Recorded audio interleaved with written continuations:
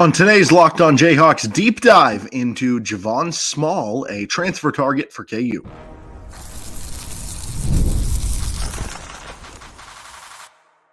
You are Locked On Jayhawks, your daily podcast on the Kansas Jayhawks.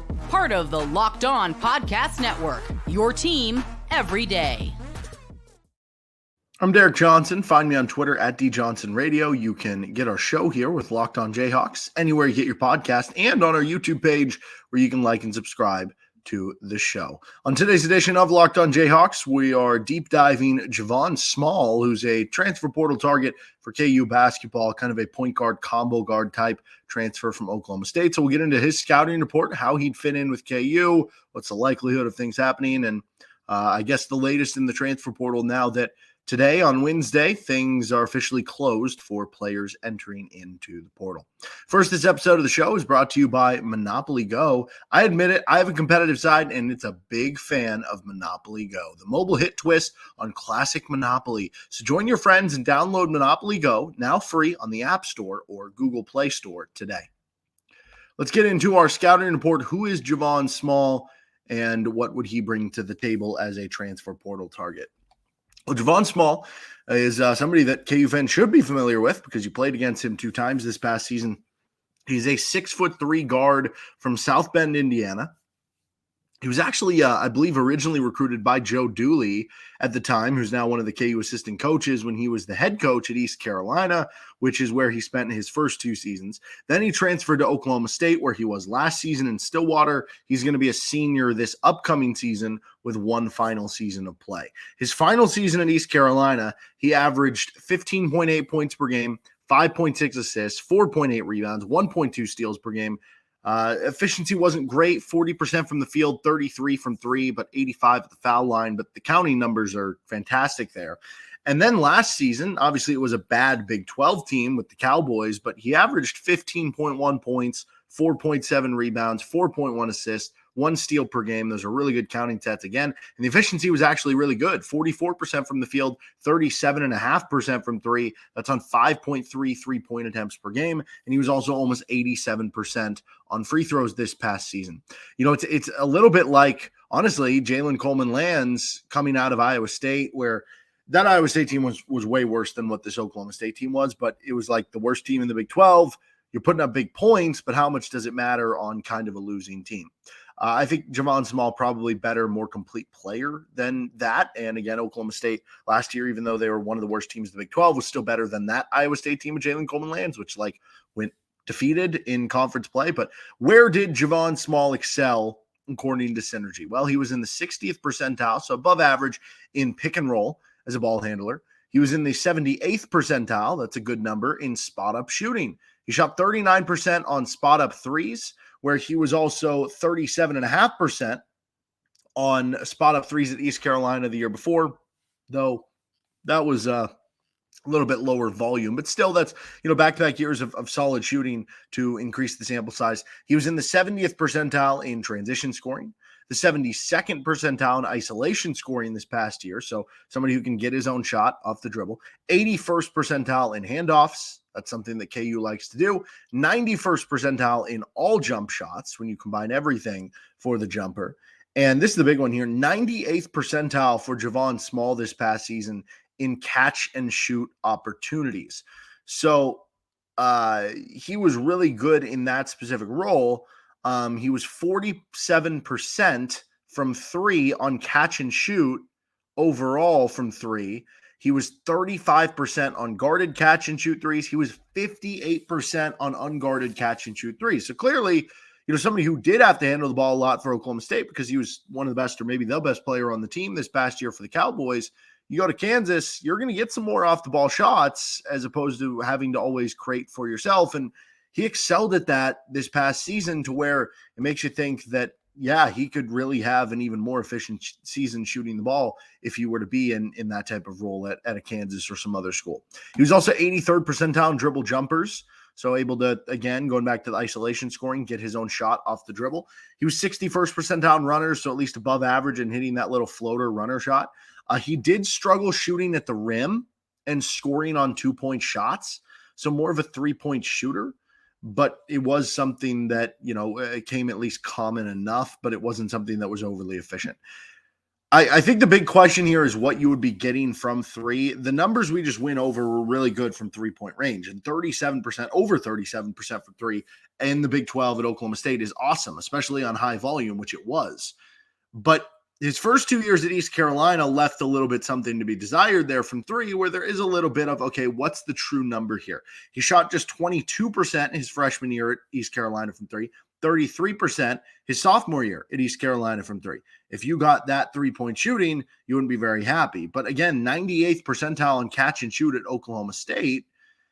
Okay, what if we go back to the year before? Well, he was in the 16th percentile in catch and shoot opportunities his last season in East Carolina. He went just 25% from three on catch and shoot threes his final season at ECU. So you're seeing much differences there. But what's tough to decipher is, as we know, in college basketball and college sports, and typically sports in general, especially for guys who are 19, 20, 21, 22 years old, you're going to get better. And one of the biggest things we see get better over the course of time in college basketball typically is the shooting and the consistency of which you're going to play with. So it would add up to say that, okay, he went from 22% to 33% to 37% from three, and his catch and shoot threes went from not very good to really good this past season. It would make sense that you would see exponential growth, and that's totally entirely possible. But do you normally see 25% on catch and shoot threes to 47% on catch and shoot threes? That feels like a bit of an outlier jump. So where is the real numbers? The real number, for catch and shoot threes, maybe closer to 35%, 36%, where that's still valuable, but I don't know, maybe it changes things a little bit differently. So obviously the reason I mention this is because the 3-point shooting is super important for a guy who struggles shooting around the rim and on 2-point shots. And he is a good rebounder for a guard position and is a good passer, obviously, and is going to bring some other stuff to the table. But that's one of the biggest reasons you'd be bringing him in, 3-point shooting and scoring ability. So if there are some questions about one of those, it becomes kind of interesting. He did not play better in the Big 12 games. That's another thing that you could maybe hold against him. The points per game was still 15.1, which is good, but the efficiency dipped. It was down to 33% from three in Big 12 only games. So again, that goes back in line with what is the real 3-point shooting. And that number was only 31.8% from three in the regular season Big 12 games for Javon Small. But then he went off in their Big 12 tournament, loss to UCF, so that number finished up at 33% between all Big 12 competition. He was also up to over 3.5 turnovers per game in Big 12 play. And in the two games against Kansas, he combined for just 10 total points over the two games, so 5 points per game on 4 of 20 shooting, only 20%. So you're talking about somebody you want to know, can they play up better against better competition? That wasn't always the case. In total for his career against KenPom top 100 opponents, which was over 32 games, he's down to 32.7% from three. And in his 15 career games against KenPom top 50 opponents, he's down to 28.9% from three. He also hasn't played on a lot of good teams, I would say. Oklahoma State was 117th on KenPom and went just 12-20. At East Carolina, he was 15-15 one season and 16-17 the other season. They were ranked 179th and 180th on KenPom. So you total it up, that means that collectively he went 43-62 over 3 seasons, hasn't been on a team who finished in the top 100 on KenPom. Is part of that him? Is that just crap luck that he's been a good player but hasn't had supporting talent around him? Is a little bit of both? Who knows?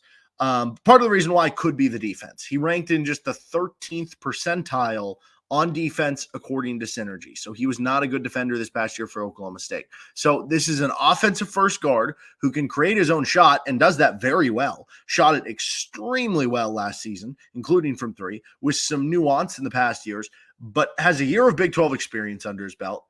How exactly would that all fit into KU? Is he an auto take? Let's discuss both of those things coming up in just a moment on Locked On Jayhawks.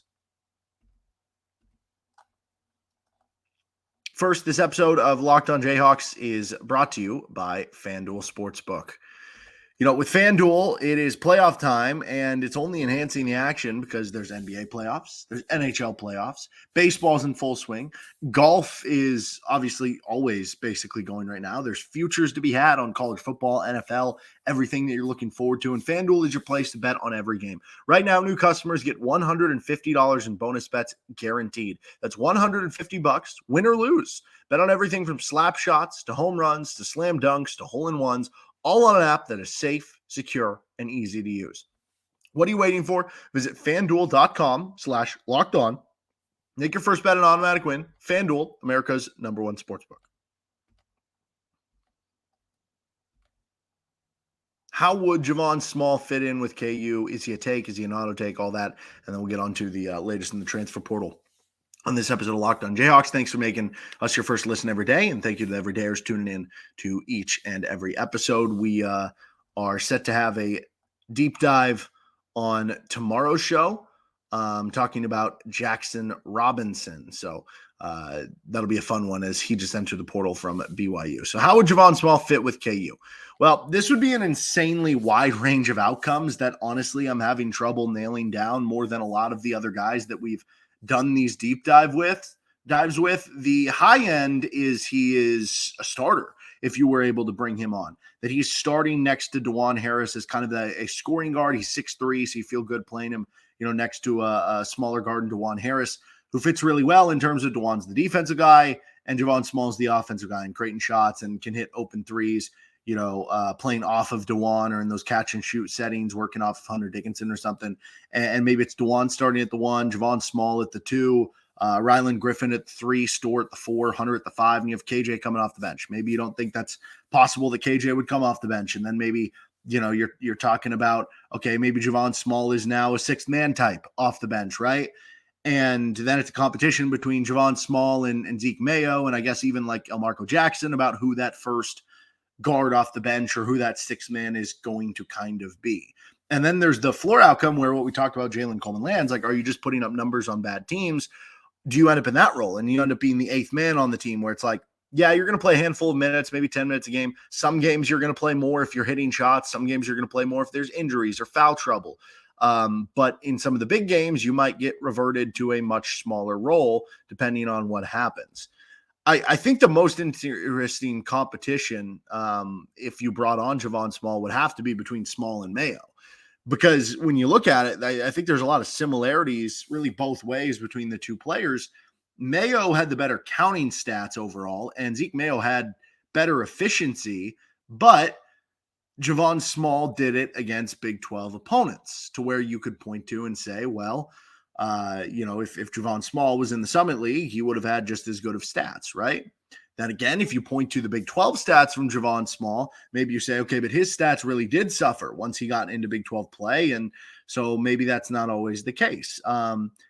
South Dakota State was ranked 138th on KenPom. Oklahoma State was ranked 117th, so you could actually say that the teams were pretty similar there. But the two did play three common Big 12 teams, Kansas State, UCF, and Iowa State. And in those games, Zeke Mayo averaged 14 points per game. Javon Small, he played those three teams 5 times collectively, averaged over 14 points per game, 14.2, so very similar there. Zeke Mayo shot about 59% true shooting percentage, which calculates free throw shooting, 3-point shooting, 2-point shooting, a little bit of everything to kind of give you a number of things that are weighted a little bit differently. And Javon Small was at 61 true shooting percentage. So actually slightly better there for Javon Small against common opponents. Still a small sample size, 3 games versus 5 games. Now, Zeke Mayo did have better defensive grades on synergy than Javon Small had. And Zeke Mayo is a little bit bigger, maybe has another inch or two on what Javon Small is bringing to the table.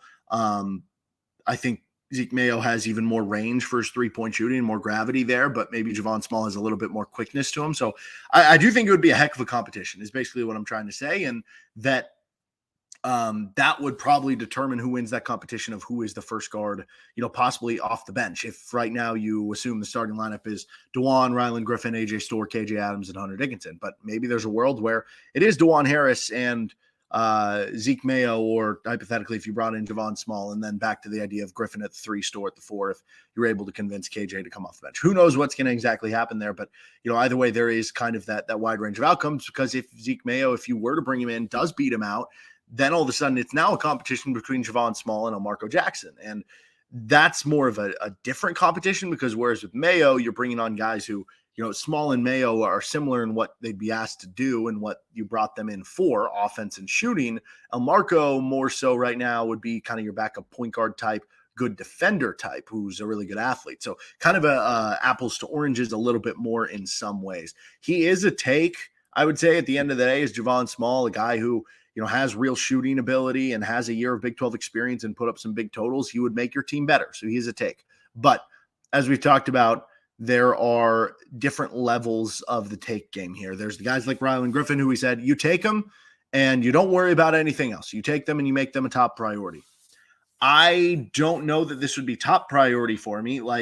I would probably have Kobe Brea higher, and I don't know that maybe the ship has sailed there with the Kobe Brea stuff, but I would probably have him higher. I would have a guy we're going to do a deep dive on later this week with Jackson Robinson. I would have him higher kind of on the take list, but he would definitely be one where it's like, hey, if this or this happens, we'd love to have you. And I think that would be very smart, because in the specific role he would be asked to do, either a bench player or I don't know, a guy who can come in and start or play big minutes, whatever it is, you feel like you're getting real production there. And I guess you could say, well, why would you not take Javon Small over Kobe Brea? Because Small maybe is the better overall player. The reason why I would take Brea specifically in that position is because, if you're going to be the fourth or fifth option on the court, we don't know if Javon Small would feel comfortable doing that, because at Oklahoma State, he was the number one option. At East Carolina, he was the number one option. What are you going to do? How are you going to adjust if you're the fourth or fifth option? Now, his catch and shoot numbers tell you that he should be okay, but with Kobe Brea, he's been that guy before. He came off the bench. He's been, fourth or fifth option on the court, a guy who, hey, I'm comfortable sitting in the corner and waiting for my three-point shot to come, and if it comes, great. If it doesn't, it doesn't, and I just space the floor. So you take the guy who what the role would specifically be. But I don't know, the sail or the ship might have sailed on both these guys anyway, and I don't know the likelihood of either ends up at Kansas. But Javon Small, good player, good scorer. His impact would depend on what you're getting from three and how much you can work out of him on the defensive end. But definitely a take, would make KU a better team. I just think you probably kick some tires on other guys, and maybe he's not even that interested in the role specifically either, too, just because, from his standpoint, everything we just said about the competition, there's no guarantee he's going to be a starter, and there is a real chance that he could come to Kansas and end up being the eighth man. And if you're Javon Small, what do you want? Do you want competition and a chance to be a starter on a team who could win a national title? If that's what you want to do, then great, tip of the cap. Or do you want to be the star of the show somewhere, which is what you've kind of been in years past, but try to be on a little bit better team? I don't know. Maybe that's what he wants. Who knows exactly what he does want. I do find it interesting, though, that there were a lot of people kind of rumoring that, he was going to go to Ole Miss, but he finished out the visit, didn't commit there. So maybe that leaves the door a little bit open for Kansas or some of these other schools. Who knows what exactly he wants. I don't know how likely it is that Kansas ends up with him, but seems like at least there was some interest, maybe at least initially. So maybe that gets reignited in some way or another, and we'll see what happens there. All right, latest transfer portal news. Also, KU women's basketball has a big-time transfer portal pickup with Ellie Evans. We're going to discuss that in just a moment on Locked on Jayhawks.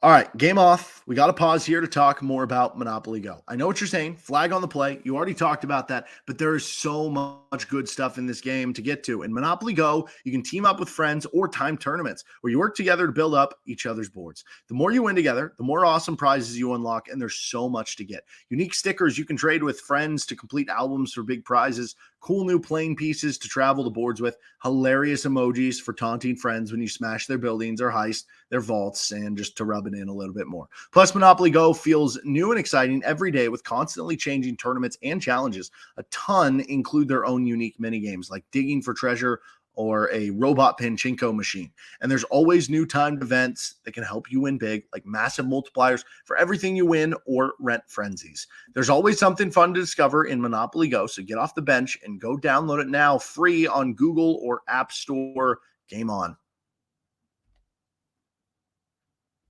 So the latest with the transfer portal, well, it is officially closed as of Wednesday for players entering the portal. That even includes grad transfers. That was a new rule the NCAA just passed that Grad transfers could previously enter whenever. That's why like Cam Spencer entered so late and ended up committing to UConn in like it was like June or July or something like that. Now grad transfers are on the same sideline. Now the player doesn't have to commit by the hard date. They just have to be in the portal by that date. So certainly you have a better idea of who the final kind of pieces in that portal certainly are. Now, KU women's basketball made a huge addition in that portal. Ellie Evans, and to me, this is their biggest pickup so far in the transfer portal, their third transfer portal pickup. She's a big guard, 6'3" guard, kind of a wing type from Edwardsville, Illinois, who spent her last 2 seasons at North Dakota State. Just like the men's teams with really both the Dakota State schools, like they're good at basketball, both men's and women's. She played in the WNIT each of the last 2 seasons. They won a game this past year in the WNIT. And immediately she came in as a Summit League honorable mention pick, an all defensive player, and freshman of the year in her first year. She averaged 13.5 points, almost 5 rebounds on 44, 32, 83 shooting splits. And then in year 2, this past season, she was even better. All Summit League first team, she notched 15.5 points, 5 rebounds, over 2 assists, and a steal and a block per game on 47.5% shooting. Get this one, 45.7% from 3 on 4.8 3-point attempts per game, and 92% at the foul line. Knockdown shooter. And as far as how she performed against power conference opponents, a bit of a mixed bag early, 10 points, 4 rebounds on 3 of 8 against Creighton in one of their first couple games, 11 points, just 4 of 15 early in the year against Minnesota. Was solid against Iowa State, 10 points, 6 rebounds on a 4 of 10. And then she played her best in her last game of the season, which was a rematch against that same Minnesota team, which she, struggled a bit shooting in their first go around. She was killer this time, 8 points on 6 of 8 in their last game against Minnesota, so was getting better at it. Now, KU obviously lost 3 starters from last year's team, and that's going to be tough to replace. They've since added now Evans, Sanaya Copeland, the transfer from Wisconsin, and Brittany Harshaw, a transfer from Creighton. I think if I was projecting the starting 5 right now for the KU women's team, I'd probably go with Sanaya Copeland and Wyvette Mayberry as kind of your 2 lead guards. Samaya Nichols on the wing. I would assume that Ellie Evans would be on the wing with her too, and then some sort of 5, whether it's one of your returning players like an Altayeb, who's coming off an injury, I believe, or somebody else, or a portal pickup that they could still go out and add, which they still do have room for because I believe they have 2 open scholarships currently, with accounting for returnees, portal additions, and incoming freshmen. So obviously if you could add somebody with size to help replace Tiana Jackson, that would be a logical step. But this is a really nice move to fit off of Samaya Nichols. And the beauty too of bringing in Ellie Evans, multiple years left to play to work with Samaya Nichols, but you get a good floor spacer and shooter. Samaya is so good at driving and has that great spin move at the lane. Samaya can shoot it too, but she'll be able to play well and complement, and at 6'3" gives you good size that she can play, kind of at the 3, the 4, still give you a little bit of size down low if you need it.